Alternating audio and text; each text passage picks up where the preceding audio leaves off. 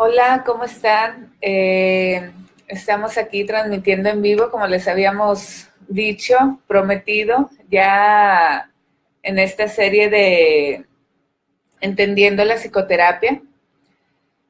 Y pues bueno, pues ahora vamos a hablar de un tema muy importante porque supongamos que ustedes ya pasaron por ese proceso, ya ubicaron una necesidad o alguna situación a abordar con un especialista o que efectivamente se encuentran en un conflicto en estos momentos de su vida y pues viene la siguiente pregunta, o sea, ¿con quién voy a ir a atenderme?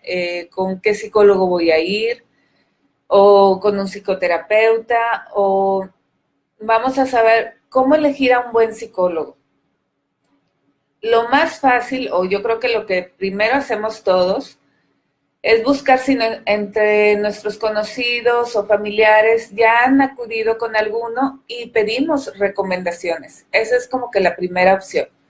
Pero si no, si nos encontramos con que no es así, entonces, pues les vamos a hablar un poquito de qué es lo que pueden hacer para que ustedes sepan cuándo o si esa persona que yo he elegido es un profesional verdaderamente preparado y actualizado. Entonces, seguramente a veces pues nos hemos encontrado con personas que dan algún tipo de terapias, pero que no son psicólogos, aunque ustedes lo crean difícil lo crean difícil, sí suele pasar que no han pasado por ningún tipo de universidad, que solo estudiaron algunas clases y se sienten con la autoridad de poder dar la consulta psicológica o la orientación psicológica o para trabajar en relación a estos temas. Entonces, esto es muy importante que lo vayamos aclarando.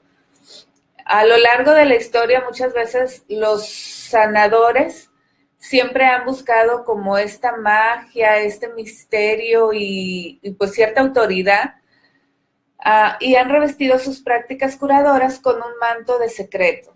Mientras los médicos occidentales es todo lo contrario, esta parte de colgar como, tratan de generar como que autoridad por medio de sus títulos, de la vestimenta blanca, muchos accesorios que precisamente pues es lo que desarrollan, esa autoridad y muchas veces ni siquiera los cuestionamos sobre su preparación, pero es importante que lo hagamos porque no cuestionamos su saber o su estilo en la práctica. Pero los pacientes ya soportan bastante ansiedad, o sea, cuando una persona ya se siente en un momento de su vida que está teniendo un conflicto, ya está soportando bastante ansiedad primaria, imaginemos, que los trae a la terapia, como para que nosotros también aumentemos ese tipo de ansiedad, tratando de mostrar una relación poca estable o poca segura y que o clara, sin lineamientos ni un encuadre que le pueda dar un soporte y una seguridad. Por lo tanto, pues lo más sensato es preparar a los pacientes también para el proceso de esta psicoterapia.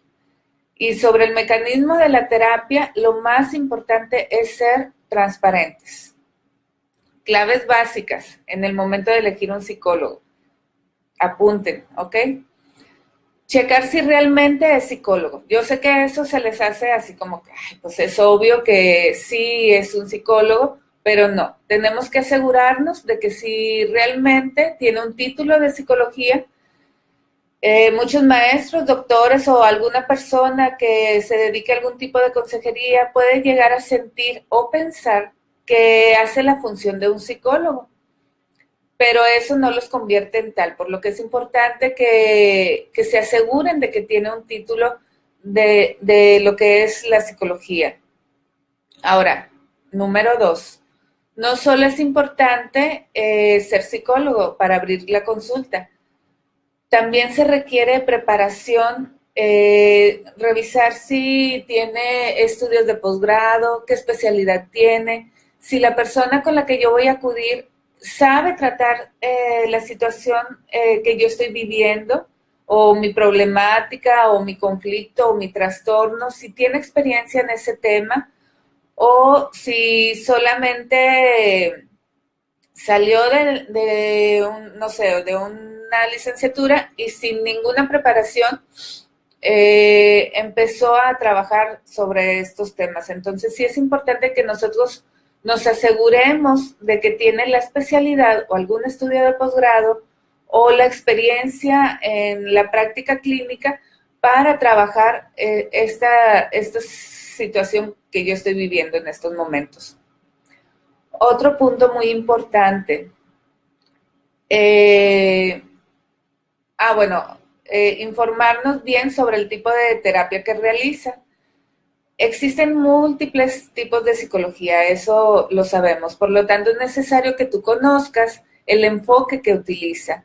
Así sabrás si es lo que tú estás esperando, porque puede pasar que tú no te sientas a gusto con cierto estilo de trabajo y es muy válido decir que tú no esperas trabajar de esa manera. Entonces, sí, date el permiso de cuestionar y de revisar el enfoque con el que se va a trabajar.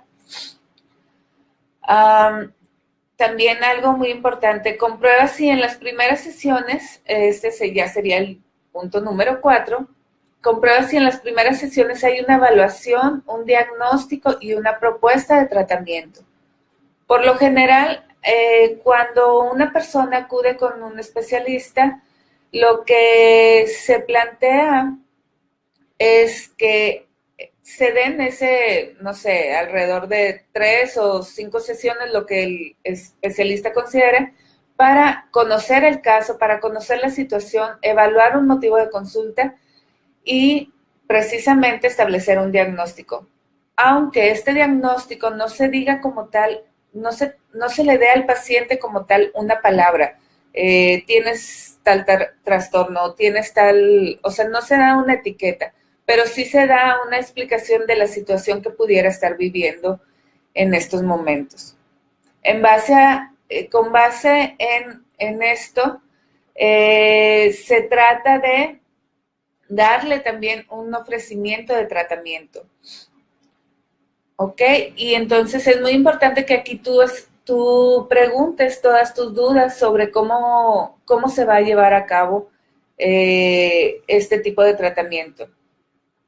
Acuérdense también que es muy importante que en estos momentos se expliquen las reglas de base más importantes. A esto le llamamos encuadre, donde nosotros podemos incluir pues la confidencialidad, la necesidad de una apertura total por parte del paciente, también la necesidad de la paciencia por parte del paciente, porque muchas veces sí te pueden hablar de un tiempo determinado, pero en otros puede ser a un periodo de largo plazo.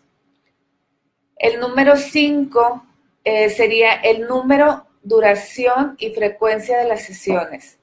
Algunos tipos de terapia sí te dicen exactamente cuánto es lo que va a llevar de trabajo.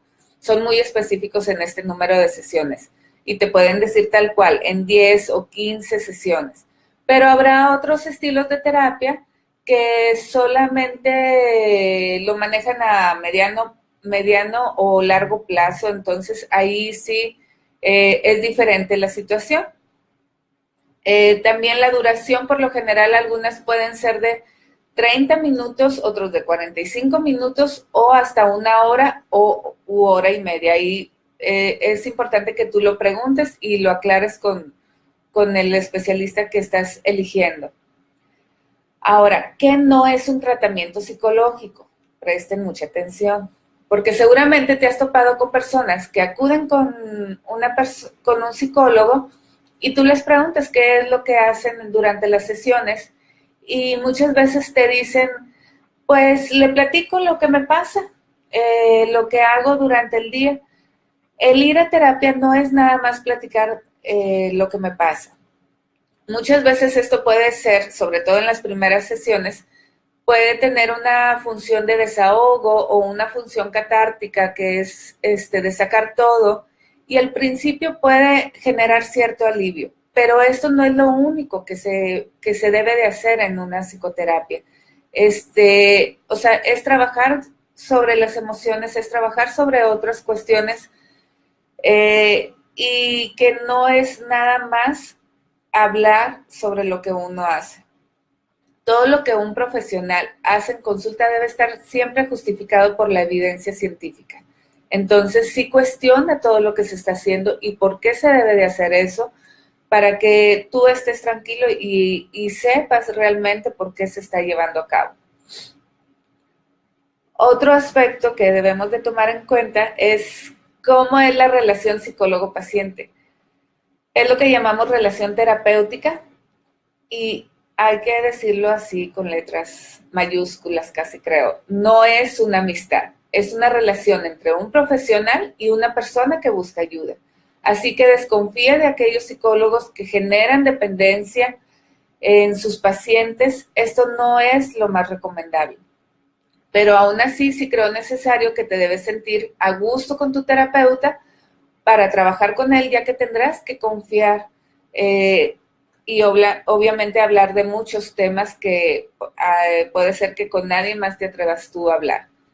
Entonces, es muy probable que las descripciones del paciente en cuanto a sus relaciones también sean un poco ambiguas. Entonces, la única relación de la que yo tengo conocimiento es la que se genera entre paciente y terapeuta.